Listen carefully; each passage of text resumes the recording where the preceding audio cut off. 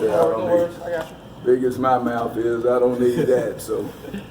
Right. Coach, we've heard a lot about the freshman wide receivers last few days. I guess what have you seen from the young guys in your group? Well, I'll tell you what, I've been extremely pleased with the entire group. And what's most pleasing to me now, I told them not only the freshmen, but the older guys last night. About 3 or 4 weeks ago, when we first merged the freshmen with the older guys, in the meeting room, we had a meeting just to kind of introduce everybody to each other and all. And it was a lot of tension in the room. So we began with that meeting, and then last night to see how having practices at different places, making them live together and stay together and all, where they gain a greater appreciation for each other. And to see how they have bonded, the older with the younger guys and all, that's more pleasing to me than anything. But as far as on the field is concerned, those young men are trying to do everything that David Kelly is asking them to do at this point in time. And all of those freshmen, I know people said, well, from recruiting, because this guy was a 4-star, this guy was this or that. The prediction is that they are going to come in and be the ones that jump out right away.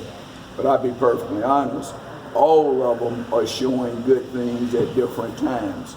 A couple of them are a little bit further ahead right now. But even the ones that are a little behind from a physicality standpoint are showing that they have outstanding athletic ability. It's just a matter of gaining a greater comprehension of the system at this point. But I'm extremely pleased with all of them. Probably didn't answer your question about specific individuals, but that's the truth of the answer. All of them are having their moments out there. And you mentioned tension with the initial meeting. I guess what do you think that was, and how has that improved since? Well, one thing that we do here is anybody that's going to come into our family, we challenge our current players and we call it pat them down. And we don't just accept anybody and everybody within the family. And that's what those older guys were doing. Okay, coach, we've been here together since you got here in January, we built the bond. Now you bringing new ones in prior to us just readily accepting them. We got to see if they fit what we talk about we're building. Coach Taggart said it was the visit with Trayshawn that kind of told you could do this again. What's it been like for you transitioning to more of a hands-on role again? Loving it.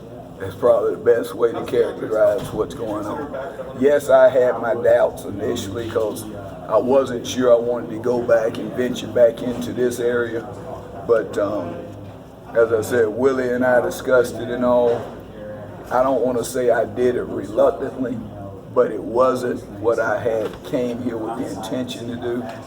But now, after doing it, I'm glad he made that suggestion because I'm having the time of my life. And previously when I coached, and now my appreciation for what I'm doing is a lot greater because it's focused, as I've said before, on helping those young people realize their dreams as opposed to how can David Kelly do this to help David Kelly in his ascension to another spot.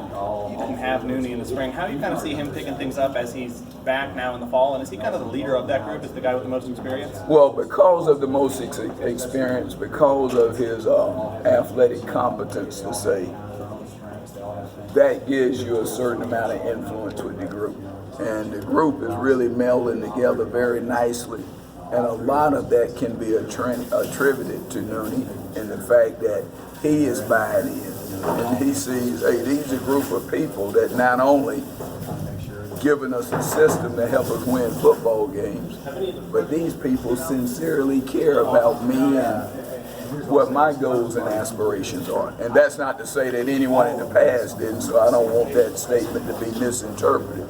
But because of his feelings of that and because of his buy-in, I think he is appreciating it now. After being out in the spring, he's not taking for granted these opportunities. And, everything that we're allowing him to do at this point in time, he is going at it 110%. So I'm very, very pleased with him and his progression and coming back from the injury, but more importantly, his maturation.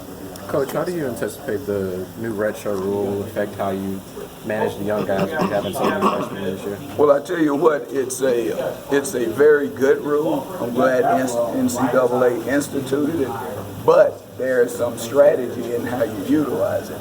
Because let's be real, the deal now with, and I don't want to make this any political question or whatever in any sense, but the trend of guys who are going to the NFL draft sitting out bowl games, that's going to continue and it's going to grow. I mean, let's just be honest about the scenario. So because of that, and with this new rule where kids can play 4 games at any point during the season, you want to make sure that you're building for. Florida State is going to always have guys who have the potential to leave early. And if we don't, we recruit the wrong people. But because of that fact, and we know that's a trend and it's going to start happening more and more, that allows us, that freshman, to play in bowl games and all without burning his red shirt, where in the past, that was devastating. But you had to do it. And we also know that it provides greater depth for you. I can remember our scenario at Oregon this past year. We got down to mid-October, early November, and we were basically playing with 55, 56 available players because of the guys you wanted the red shirt due to injuries, due to being below numbers as far as total scholarships.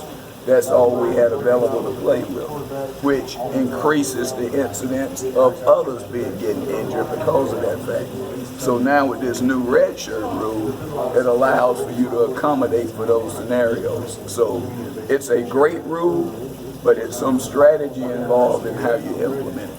Coach, how's your unit adjusting to Willie Taggart's up-tempo system? And by that I mean receivers are often way downfield when they got to get back really quick, so there's an onus on them to really get into this.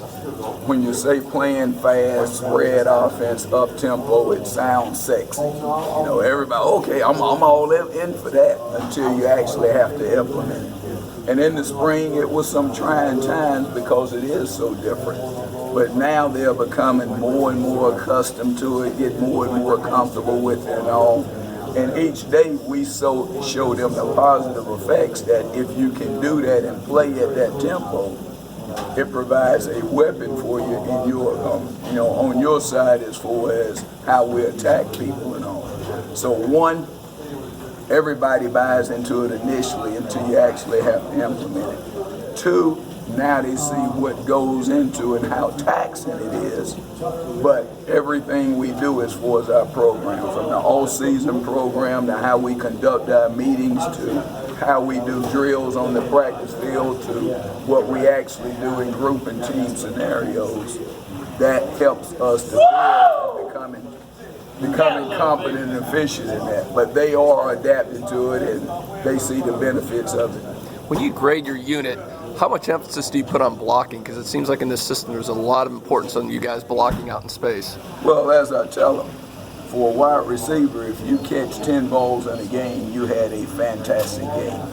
But if you catch 10 balls in a game, there are still 70 other plays that you're involved in potentially that you weren't catching balls. So what are you doing? You're blocking. So as a wide receiver, and I look at that hard as far as evaluating wide receivers, because for a wide receiver, 75, 80% of the time, you're blocking. So that's what you do mainly. People don't look at it in that light, but that's critical. So the blocking part is what we start on initially. We go from stance and start to blocking because, as I said, that's what they're doing 75 to 80% of the time. So you have to be competent in that area to be able to play for us. What have you seen from George Campbell in terms of being vocal? It seems like he's been talking to the young guys a lot. Has he kind of grown in that area from the time you've had him? First of all, George Campbell is a tremendous individual who's going to be extremely successful in life after football. He has that personality, he has that attitude, he has that work ethic, he has the intellectual ability.